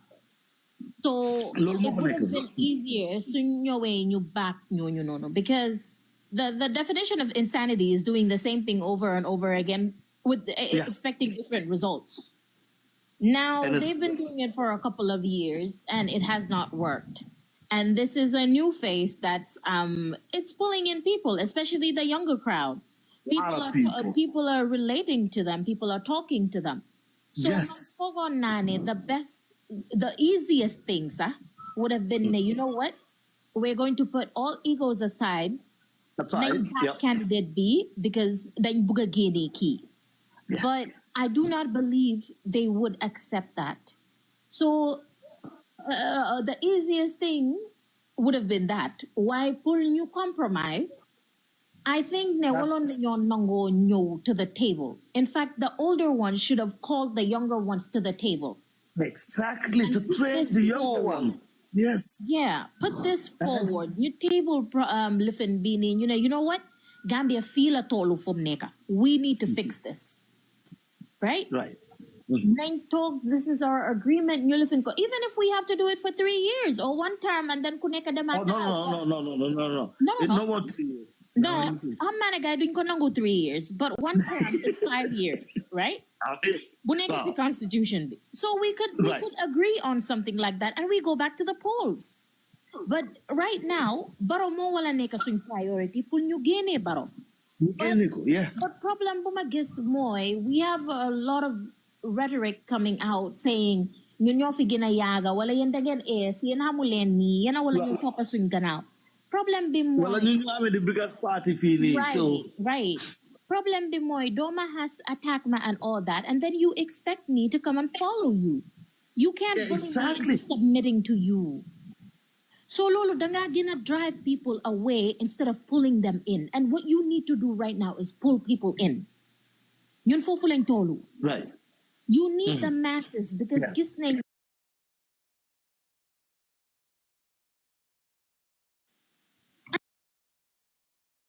can't deka yi ñu surround yep waaye ñun bokkuñ si ñun dañ ñu jéggi ñu continuer ne it doesn't make sense. So many things need to change and it has nothing to do with age ak party bu fa gëna yaga. It is time we give the competent person. Let's look for a competent leader. Other people are doing it. We need to do it. Gambia needs to be fixed.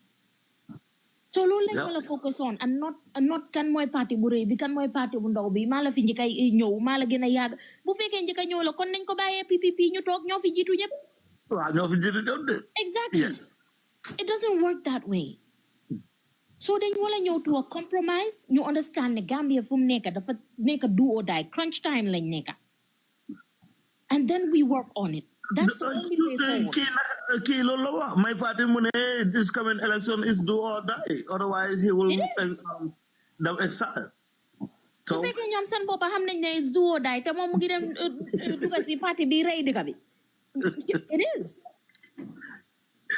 I agree. Waalaikum salam. Kii kan la ni nephew Great Thinker. Wow.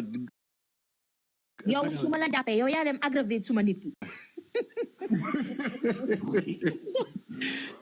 Doomi réew mi yow da nga def tëddi démb docteur dafa moderate ba dama doon yuuxu. Gis nga life bu endee dama yuuxu way alhamdulillah. Wallaay wallaay. Ma ne lii nursery school la waaye ponkal yi male naa babysit nii. Lii moom dafa interesting woon nag. Waaye docteur I want to just sign is a card being explain about how we need to people need to come together and do stuff. I think Lulu is right, but also living bang election bang we are in 2025, so we have about less than 1.5 year right now, or exactly 1.5 year through election. I feel like nakala to that sir. Essa is also another viable candidate, not even the question of can we coalition.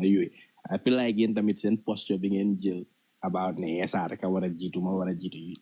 can look at Lulu Tamit because the family today, guy, boy Lulu, come posture being in the above and why in Nizan Bomasa guy support us so be I email the intimate the same posture and we are in a while, anyways, well, I feel like Essa should be on the ground right now, right? Get on, right? Because, from the last election, what I see is message does resonate with a lot of people, right? While I feel that the timing was really very, very tight. The time that Essa got down here was really very tight, and that is one of the contributing factors to Nyaka success. 17,000 alone, right? 2021. So I feel like in order to kind of do that, it's good you endorse the campaign, because also another issue, Monica, Gambian politics dynamics be on the ground is something is very, very, very dafa complicated so much that ideologically and all of those things, that they have a different from what we done so much. So I think what needs to be done. 1 second. I'm not going to be the Suf. What makes you think his people are not on the ground? man maa ngi yow foo nekk yaa ngi fële naka la tuddaata xam nga foo nekk waaye man maa ngi jógee Gambia lu yàggut waaye I feel like they're not as visible as other political parties. I'm not even saying that no la war a demee de. Ban area Gambia nga dika if I may ask? Kan man. Ah. Maa ngi Gambia daal maa ngi dëkk Serekunda. Yaa ngi dika Serekunda. Wow. And I can tell you that there's a huge group in Serekunda, any part of Serekunda. So I was gonna wait for you to finish, and then I will. I feel like ne Serekunda ak combo be yooyu moo gën a yomba relatively pour nga def politique pour nga mun a get people on your side. Waaye also foofu la voter block bu mag bi nekk waaw waaye da ngaa gis ne up country bi tamit bari na votes nga xam ne foofu nag moo gën a jafe pour nga sell message ci lu gaaw because most of them ñu ngi am this traditional way of doing politics and I guess ne most people ñu ngi traditionally either vote for luñ traditionally yaaga di votal yaa ngi understand so in order to in order to penetrate in those areas da nga need pour xala build this thing luy long term talk to people for the longest time anyway maybe I'll be wrong. She's the board with that, right? You will also agree with me, Lubateka, to make that sense. So, come then you gotta put in more work to get to talk to these people. The lot has to do with resource. So, also the new approach. I feel like if you guys are saying Sobea will commit to a new approach, that new approach needs to be also robust. I understand when you talk about all political parties in there, the election, some of them have stronger bases than APP, so they are Okay. Can I interject for a second? Yeah. Okay. Without saying too much, I would, contrary to belief, because the new day one, you party being a have many activity wala wa kombala wala wa banjo. Contrary to belief, we have people on the ground. Banjul be koina, nyung fadem, and we have people from different areas. You get wahak sending you get them to send it. Now a bunch of us nekun wa banjul. Osmudon wahal do wa banjul. Sami among fi wa basela. Understand nga? So we're talking to our people. People keep saying this, they can wala neka on the ground, but I will tell you for a fact ne. Sobeya is on the ground. Man suma bo payago majugi Gambia no. Tenyu ma wahal because living yun kay sona nañ fim neka Essa Faal lañ gis mom lañ yakar. So, they're seeing this. I don't know how come you don't see it. What's on Gambia? People are resonating with Essa Faal. I believe we're doing something right. And the majority of youths you're talking to, now, banjul. So, man, I was one of the people convinced. I do not believe that anymore. Mansuma mindset has changed drastically because feedback bumajot, it seems that Nineka provinces, the up countries are resonating more, and the dynamics, I could tell you for a fact, are changing.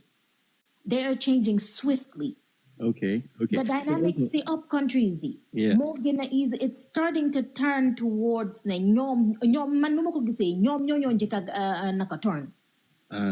These people are agreeing, these people are talking, and they're willing to listen to people more than Yineka Banjul. Because Yineka Banjul, they're not even willing to listen. So maybe, yes, from other elections, Munga predict Lolo, why man, I do not like to use the previous election as a benchmark. Because majority of these parties, election day is not fair. Why Sunbuge argue, they say, okay, why you know win lenient So you can't say both that it wasn't right, but it's right when you want it to be. The dynamics have changed. NPP, bunyo si game di. Amun want Ben stronghold.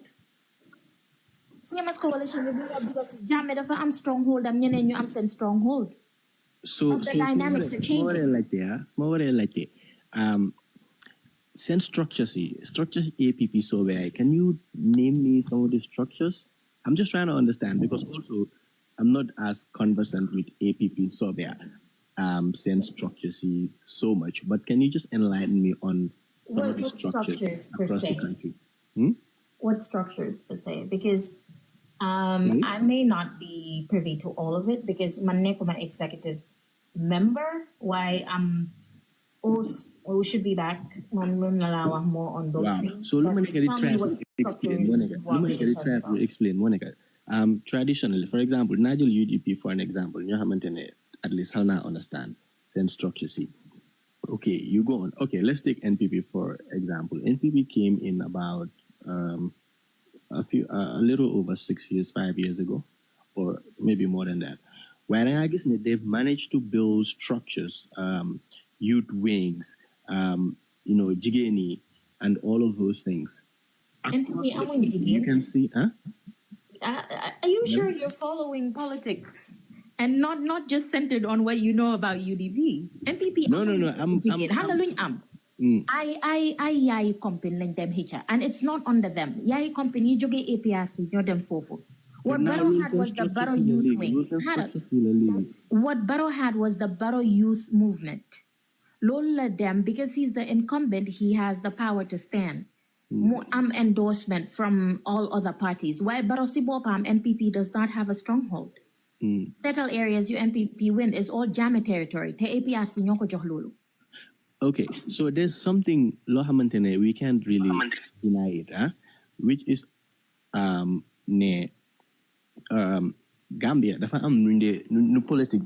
There's a traditional way of politics, and the mistake you guys will do is to downplay that traditional way of politics or the tradition of politics in Gambia. So that's what I'm just trying to alert you at. You might think I'm not as conversant as you think. Why?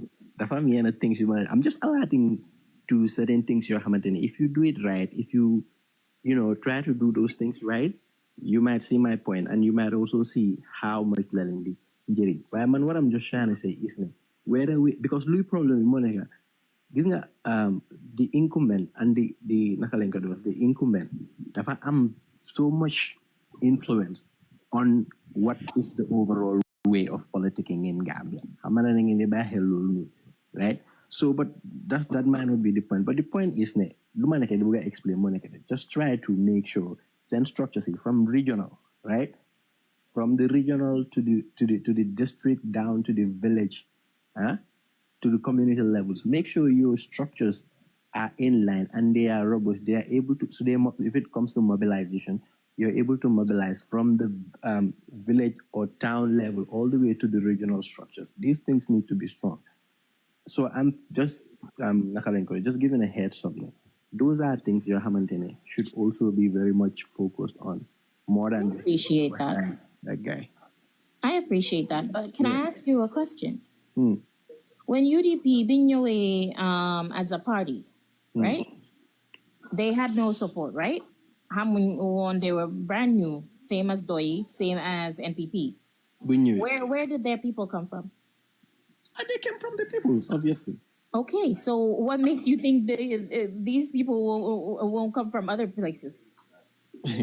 Don't be very defensive about this. No, I'm not being defensive at all. That's why I said I appreciate your input. I'm asking you a question. Right now, we're talking about APP survey. We just know less than 5 years ago, or about thereabout, less than 10 years. We play in a field where they've been here almost 30 years, and then these odds. So we the whole APP survey in that light. They can pull these things. Imagine how much time it took. For example, how much time it took to get UDP to where it is now with regards to its structures at UAE. Do you want to do that same work? Would you like that much time to get there? Looking at 2026. No, but you only fail to understand. No, explain because the trend of conversation. No. Okay, listen, Carol. Okay, since you're not with us, it's nothing we can explain to you. Okay, is right. Regardless what we tell you, you're gonna put something on the side. Don't feel but in reality, no, hold on. No. You see. No. Don't do that here. This is no. That's not lang mawara deglu de. No. You yamu wara deglu. No. You yamu wara deglu. You guys sama guest. Man invite pour ñu waxtaan. So do push and pull agman. So li lañuy wax Platform so for them nga nek guest, you have to follow the protocol. Da ngay taxaw ki host allow la nga wax, then so pare mu tontu that why do you operate? Waaye lu ba explain moo nekk ne comme nu Why li nga wax mooy li nga wax ànd su fekkee ne ki ngay waxtaanat moom dafa bëgg dafay understand some points yi ngay make mu disagree ak some points yi ngay make is understandable. Why can't you tell yow clearly so interjecté on what no hold on exchange da nga code lu ma nekk di explain da nga code conversation bi fekka man lu ma nekk di buga like because kii lu mu wax dafa construct. No, because I give you enough time. I mean, I give you enough time. I give you more than 5 minutes, and no conversation should hold more than 5 minutes because we have a lot of people on the line. So, bro, don't do that. Don't do that. No, don't do that. Tomorrow, mute it, mute. Don't unmute yourself. Mute out of my bro. I am a mute. Mute out of my bro. Thank you. Okay.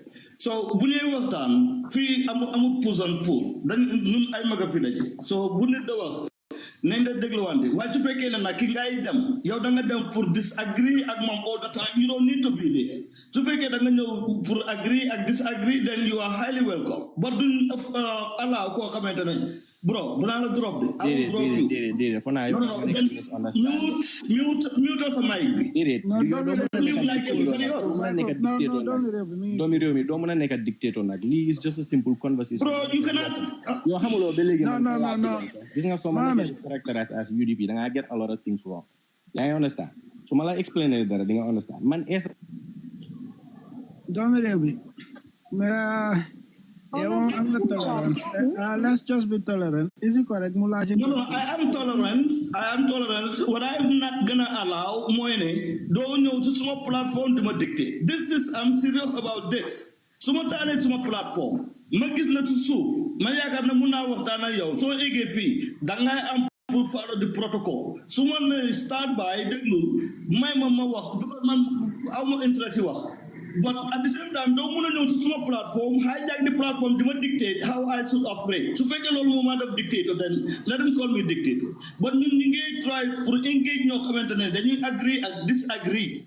Why do you come continuously? Continuously. I will bend the point, okay, I agree on you. I agree with you on this point, but I also disagree on you. No, no, so, bro, is it correct? Because Soko issue about them with the narrative, we were unable to answer his questions. No, we do, but yeah, so mamuna nyorek mulache lumolache. No, wow. Understand?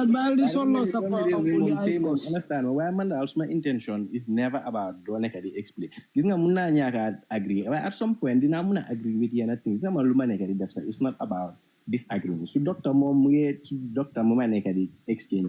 Muye muna understand where I'm driving at. Yeah, I understand. Bebare luma nekadi driver makes sense. How man maybe don't really good luma nekadi explain. Why doctor so understand? Mom na understand luma nekadi. So when I'm characterized as UDP, always you'll get this thing wrong, right? But Luma explained is Dr. Mom did not understand Luma explain. Luma understands in political Gambia. When certain things that I'm there.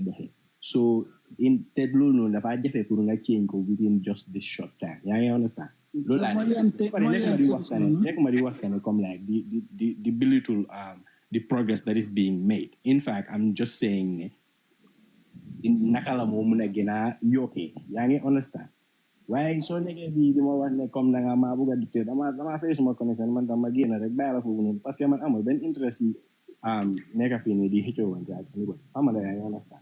Right, so what was the question again, Mohammed? Kan la us Bob, yeah. Us dal domi dal su buge def lolu mu neka dicté non lolu la ki la neka di explainer nakala docteur ma ko explainer comme structure si political parties. Si luma jota, si luma ham. These structures are very important. So man ko nekay like APP so there. Structures how robust are they? Example in terms of come like so what a mobilized state. You were mobilized to deftara. Let's say you them URA or Kia or somewhere. What are the structures in place there? Because you might want to downplay where structures with overall importance in the mobilize support NP from the Kia.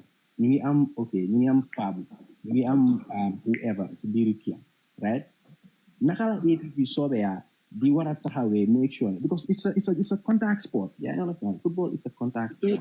So da ngaa laajte ndax am nañ structures or amagum structures? waxuma ne sax am nañ wala amuñ ne dama nekk di wax ne structures yooyu comme dama nekk di emphasize naka la structures yooyu important ne ba pare naka la pour ñu dëgëral structures yooyu nii naka la moo important naka la moo contribuer ci naka la ñu wax ne duñ war a am.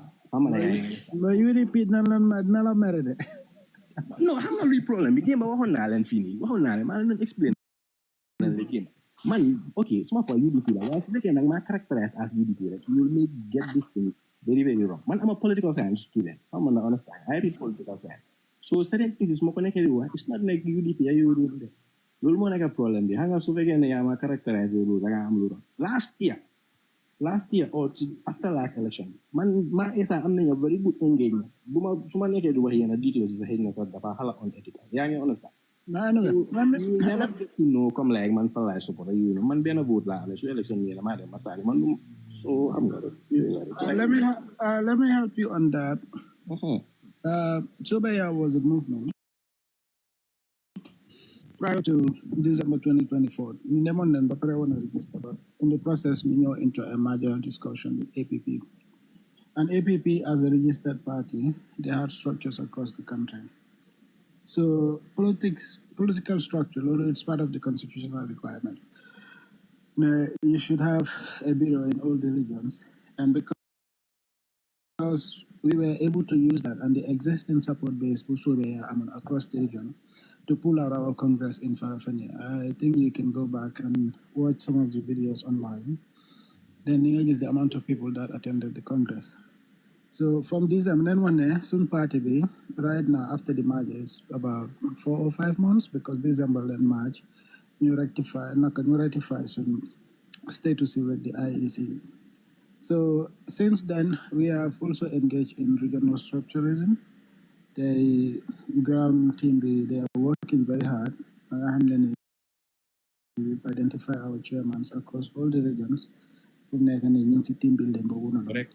Some of the regions team building regions like NBR, regions like URR and CRR. So from there we are building towards LRR, the regional structures in Amcombo already. I think that answers your question. I do understand what you're saying. We need regional structures, and I think every political party in Gambia, those are the basics. Because you want to lead, you have to have regional structures. That before elections, I'm voting nominations, regional structures. Those are the people that will help you gather those votes, mobilization, the way you know. And we want to do politics differently. Because I'm a robust team, we do not necessarily need to carry 10,000 people or 5,000 people from Serakuna. You talk about you very new Gambia, region mobilization, and throughout the region, where the region ends, guys stop and region will pick up. Because at the end of the day, what matters is getting to the people and making sure that the people, they become part of the process. This is what is different between Sobea and other parties, I believe. So, Nelolo, answer us a question. It does. Answer us more question. So, but that's one of the things humanity is there, but how you get those structures to be robust and then, get those things. Not proving and downplay. That's not what I'm trying to do. Anyway, bye-bye. Man, success now. But anyway, it is a party for all Gambians, and we are very welcoming because Nimsun intention, so we say platforms in it's to have mutual and respectful discussion with every Gambian. Demba, you were here, you've seen me have that, consultation with Sehu, with Bambas, Gambians here, irrespective of what party you belong to. Yeah. Because through conversation, politics, it's about it's conversing. So through conversations, we might come to an agreement. So you coming here would mean that you would either have to learn something from APP Surveyor. It might be something that resonates with you, that change of heart. Because we are the youngest party in Gambia, And all our supporters are people that are coming from other parties. The reason why they are APP so high is because we are able to get to them with policies and programs that resonates with them. And I don't see that being any different to you. So if you are here, it is definitely welcome. Now, at least you are your perspective. Correct. Man, that's mostly what I'm trying to do. Like, understand something about OPP. Exactly. So you are welcome anytime. But, every time talks on, you can ask constructively. And I believe as a young person, I study political science. I don't need to tell you about some of the ills that happen in our political situation in the Gambia. So you might be able to make an informed choice. But not only supporting a party would make the difference, because you are contributing towards your nation's development. So Gambia politics, we were not told for how many. Once a young person made an informed decision, okay, this person or this political party resonates with me, then you start investing your resource and your time, and most preferably your time and energy. How do you make sure that you get that message to the uninformed person? How do you make sure you talk about the progress of our country with friends and families? So these are the most important things. For instance, a political science student would be an asset to us. If you decide to join us, get familiarized with our programs and our policies, you are bringing that discussion towards your community. Then it would be civic education. Secondly, you are getting engaged into the decision-making process of our country. And thirdly, you are contributing towards a better governance, because the more people are becoming more aware of the governance system in place, the more accountability measures you have many. They will equip with themselves to hold to the public officials. So this is important. When we are an open-end party, so everyone has a part to play and everyone can contribute something. Thank you for that. Thank you. Look, at the same time, this is Serbia. They have different packages, so we understand that we're dealing with different people. Until okay, you came here for a conversation. You are highly welcome. I'm glad. I didn't need to express that you man. I came here to do that. How much nakala fa demé nak? No. I'm going to for them moy. APP so there. Mom la lay dem explain. I'm going to for them moy. Man, this is not the first time I was like a panel like this. Okay, so that day back, need a space tutti. Even though to make a young work, they let the trains and even to work. Deglu lu open the guy work in case you need to interject. Wala mu bëgg lay times, wala mu bëgg confirm na li nga wax dëgg la nga am space boo koy déggee. Waaye dama gën a loolu ñun dañ ko laaj. So da nga jëm explain nit ki sax du la jëm may sax pour mu pause 1 second. Even though yaa ngi leen bàyyi ñi ngi waxtaan for about 20 minutes, yow yaa ngi am benn second boo si ma bëgg a throw as a host wala mediator. So yow sa guest yi ñu ne duñ la allow loolu. Panel do they do always panel, musician, actors, they are all the same. All the guests supposed to focus on the host. Listen to the host. If it's a musician, all the band supposed to focus on the musician, on the vocal. No team they do. But to fake na yow da nga ñew nga ne do deglu, yow da nga wax by force, su la ne waxe nga ne yang ko dictate la at the same time yang koy jema dictate. So we open for everybody in discourse for the to the matter, not push and pull. I can't deal with that. So anybody who comes up here, young Viveka, I need no comment on any. Apollo come. Linga bëgg ci réew mi lañ bëgg ci réew mi nit ñëpp bëgg lu baax so buñ fi dajé war nañu mëna déglu wante nak for real. Why Domii Mohamed daal mi nga sol lo kos oncle la ni rek de mala fi sol lo won kos dina ko great pink ne ko bro sumi ko bi de madama re lolu gudi gi Mohamed